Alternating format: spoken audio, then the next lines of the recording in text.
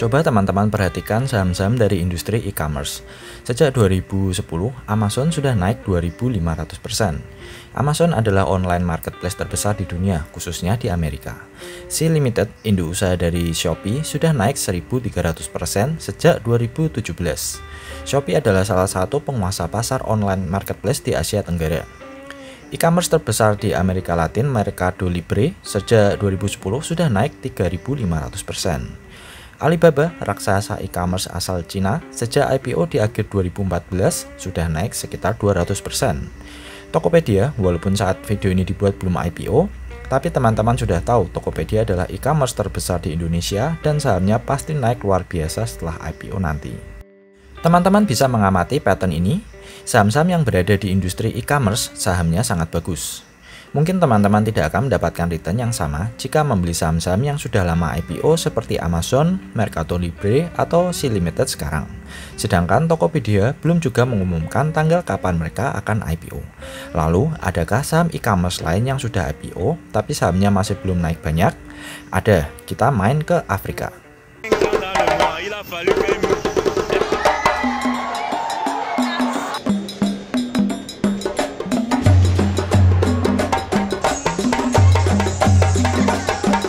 Jika teman-teman yakin Afrika bakal menjadi pasar yang sangat besar untuk bisnis online marketplace, maka teman-teman perhatikan sahamnya Jumia, kode JMIA. Ini adalah perusahaan e-commerce terbesar yang beroperasi di Afrika. Jumia dibentuk oleh Jeremy Hodara dan Sasha Poignonek di 2012.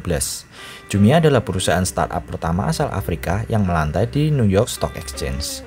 Mereka mulai debutnya di bursa pada 12 April 2019. Sebelumnya ada perdebatan apakah Jumia ini perusahaan Afrika atau Eropa, karena sebagian besar para pemegang saham dan pendirinya adalah orang Eropa dan memiliki kantor pusat di Jerman. Menurut saya, Jumia sangat berpotensi menjadi the next Amazonnya Afrika, karena pasar di benua tersebut benar-benar besar dan belum banyak startup berbasis e-commerce di sana. Saat ini Indonesia memiliki populasi di sekitar 270 juta jiwa, sedangkan jumlah penduduk di benua Afrika adalah 1,3 miliar jiwa yang terbagi di 54 negara. Jika Tokopedia saja dengan potensi pasar 270 juta jiwa sudah menjadi rebutan banyak investor, bagaimana dengan Jumia yang platformnya menjangkau 1,3 miliar manusia? Sedangkan Jumia per 2019 sudah mampu penetrasi setidaknya 48% dari populasi Afrika. Saat ini Jumia memiliki platform belanja online untuk 14 negara di Afrika seperti di Algeria, Kamerun, Mesir, Ghana, Pantai Gading, Kenya, Maroko, Nigeria, Rwanda, Senegal, Afrika Selatan, Tanzania, Tunisia, dan Uganda. Jumia memiliki website yang berbeda-beda untuk setiap negara di Afrika. Sebagai contoh, ini adalah tampilan website Jumia untuk Nigeria. Mereka menjual berbagai macam produk dari fashion, makanan, peralatan rumah tangga, elektronik hingga makanan. Persis seperti e-commerce lainnya seperti Amazon, Shopee, dan Tokopedia.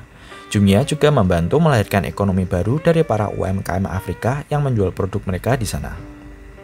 Bisnis Jumia terbagi menjadi beberapa divisi. Bisnis utama mereka adalah Jumia Marketplace, di mana persis seperti online marketplace lain, mereka menjual berbagai macam barang. Per 2019, penjualan terbesar berasal dari kategori home and living sebesar 14%, men's fashion 14%, phones 14%, dan services 14%. Diikuti sisanya berasal dari kategori beauty and perfume, women's fashion, elektronik, fast moving consumer goods, dan lain-lain. Jumia juga memiliki bisnis food delivery, Jumia Logistics, dan Jumia Pay seperti GoPay yang memiliki fasilitas pembayaran online, dompet online, dan service-service digital lainnya. Setiap startup pasti memiliki tantangannya masing-masing. Begitu juga dengan Jumia. Mei 2019 kemarin, Citron Research mengeluarkan statement di media yang menuduh bahwa Jumia sedang melakukan tindakan fraud, di mana mereka membohongi publik tentang laporan kinerja mereka. Lebih lanjut, Citron menuduh Jumia sengaja meningkatkan jumlah aktif customer dan jumlah aktif merchant 20 hingga 30% lebih banyak dari yang seharusnya, dan 40% dari total order tidak dikirim, dikembalikan, dan dibatalkan. Tentu saja berita-berita negatif ini plus tuduhan bahwa Jumia bukan perusahaan Afrika dengan tagar Jumia is not African membuat sahamnya yang sempat meroket sejak IPO langsung drop lebih dari 90% sejak Mei 2019 hingga titik terendahnya di bulan Maret 2020 kemarin. Citron mungkin meraup untung besar karena Citron adalah short seller. Tantangan lain untuk Jumia adalah infrastruktur sebagian besar Afrika yang belum siap untuk pengiriman barang karena banyak penduduk yang tidak memiliki alamat di sana. Internet juga masih terbilang minim di sana yang mengakibatkan masih rendahnya literasi masyarakat akan belanja online. Walaupun Jumia adalah salah satu yang terbesar di Afrika, mereka juga memiliki beberapa kompetitor seperti tantangan dari pasar offline hingga online. Seperti yang kita tahu, sebagian besar penduduk Afrika masih lebih nyaman belanja secara offline karena internet belum masuk ke semua segmen masyarakat di sana. Jumia memiliki online kompetitor seperti Shop.com yang berafiliasi dengan Amazon, Nun di Mesir, Takealot dan Superbalist di Afrika Selatan, dan Konga di Nigeria. Alibaba Group lewat AliExpress juga bermain di Afrika. Salah satu metrik penting untuk melihat growth sebuah startup adalah dengan melihat perkembangan aktif konsumernya. Teman-teman bisa lihat bahwa Jumia memiliki active customer 2,7 juta di kuartal 4 2017 dan sejak itu terus mengalami peningkatan hingga mencapai 6,7 juta active customer di kuartal 3 2020 walaupun sedikit mengalami penurunan dari kuartal 2 2020 akibat efek pandemi. Ini adalah beberapa key performance indikator yang biasa digunakan untuk menganalisa kinerja sebuah e-commerce. Teman-teman juga bisa menggunakan indikator ini untuk menganalisa Tokopedia besok ketika sudah IPO. Ini saya ambil dari laporan keuangan mereka yang mengukur kinerja dari 31 Desember 2017 hingga 31 Desember 2019. Annual Active Customer mengalami peningkatan dari 2,7 juta di 2017 menjadi 6,1 juta di 2019. GMV atau Gross Merchandise Value yang mengukur nilai total dari order barang dan jasa mengalami peningkatan dari 507 juta di 2017 menjadi 1 miliar di 2019. Semua satuan mata uang dalam bentuk euro. TPV atau Total Payment Value yang mengukur total transaksi barang dan jasa yang menggunakan JumiaPay juga mengalami peningkatan dari 54,8 juta di 2018 menjadi 124 juta di 2019. Sedangkan untuk EBITDA, Jumia masih mencatatkan kerugian 126,8 juta di 2017, 150,2 juta di 2018, dan 182,7 juta di 2019. Untuk kinerja mereka di 2020 hingga kuartal 3 sebagai berikut. Secara year on year dari 2019, Annual Active Customer mengalami peningkatan 23%, Orders meningkat 9%, dan GMV mengalami penurunan 18%. Untuk JumiaPay, TPV secara year on year mengalami kenaikan 74%. JumiaPay transaction meningkat 34%, 35% dari total order di Jumia menggunakan JumiaPay. Sedangkan untuk pertumbuhan revenue dari marketplace mengalami peningkatan 26% secara year on year. Jumia ini masih belum menghasilkan laba. Perhatikan net loss mereka sejak 2017 hingga 2019 di mana kerugian mereka paling besar di 2019. Walaupun begitu, jika kita amati kinerjanya di 2020, kita bisa tahu bahwa Jumia pelan-pelan mulai mengurangi kerugian. Sejak kuartal 1 2020, Jumia terus mengalami tren positif dengan grafik kerugian yang terus menipis. Mungkin di 2021 ini, Jumia akan berhasil mencetak laba. Jumia juga memiliki neraca yang cukup baik untuk ukuran perusahaan startup. Aset mereka terus tumbuh dari 86 juta dolar di 2017 menjadi 333 juta dolar di 2019.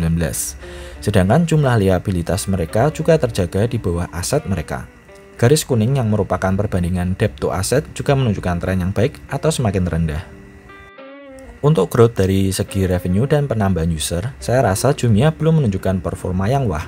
Tapi kembali lagi, karena sebagian besar penduduk Afrika yang mungkin literasi internetnya masih di bawah Indonesia. Tergantung bagaimana investor menyikapi hal ini, tapi bagi saya ini adalah kesempatan awal untuk masuk dan membeli perusahaan yang baru dalam tahap awal perkembangannya. Ibarat membeli Tesla sebelum mereka terkenal karena produknya mulai diminati pasar. Ini adalah grafik saham dari Jumia. Sempat naik banyak setelah IPO, saham ini langsung terjun bebas setelah laporan fraud dari Citron Research keluar di media. Jika teman-teman apes beli di titik tertinggi, maka teman-teman akan floating loss minus 95%. Jumia kemudian bangkit bersamaan dengan saham-saham lainnya dari titik terendahnya di Maret 2020 kemarin, dan sejak saat itu, jika ada yang beruntung beli di titik terendahnya, maka saat video ini dibuat, saham sudah naik hampir 2000%. Saat ini saham masih belum menembus titik tertingginya sejak 2017, berbeda dengan Amazon, Mercado Libre hingga Sea Limited yang harganya sudah all time high semua. Lalu, bagaimana prospek ke depan Jumia? Menurut saya sangat cerah mengingat mereka berfokus di benua Afrika yang memiliki potensi pasar 1,3 miliar manusia. Afrika adalah salah satu benua yang tingkat konsumsinya berkembang dari waktu ke waktu. Nigeria, salah satu pasar utama Jumia, diprediksi menjadi negara dengan penduduk terbanyak di 2050 setelah India dan Cina. Di 2019, usia rata-rata di Afrika dari total populasi adalah 19,7 tahun. Artinya, generasi muda di Afrika cukup banyak dan anak-anak muda lebih cepat beradaptasi dengan teknologi, khususnya belanja online. Perkembangan internet di Afrika juga cukup baik. Per 2019, Afrika memiliki 523 juta pengguna internet, di mana 69%-nya berada di negara di mana Jumia beroperasi. Selain terus berinvestasi pada jaringan telekomunikasi dan data, Afrika juga terus mengalami peningkatan mobile internet. Smartphone adoption juga mengalami peningkatan dari waktu ke waktu. Data-data ini menunjukkan bahwa potensi pasar di Afrika masih sangat besar. Tapi memang investor harus sedikit bersabar, karena kita tidak tahu akan seberapa besar pertumbuhan pengguna internet dan online shopping beberapa tahun ke depan. Saya suka membeli perusahaan yang masih baru, belum menghasilkan laba, tapi user dan revenue mereka meningkat. Jumia menurut saya menarik sekali karena industri e-commerce masih sangat baru di Afrika, berkaca bagaimana Amazon hingga Tokopedia yang menjadi penguasa di negaranya masing-masing. Teman-teman bisa download dan riset sendiri melalui website Investor Relation Jumia dengan mendownload SEC Filings-nya. Video ini saya buat untuk membagi informasi saham bagus bagi teman-teman sesama investor. Ini bukan rekomendasi beli, jadi keputusan ada di masing-masing investor. Klik like jika video ini bermanfaat, bagi ke sosmed dan jangan lupa subscribe.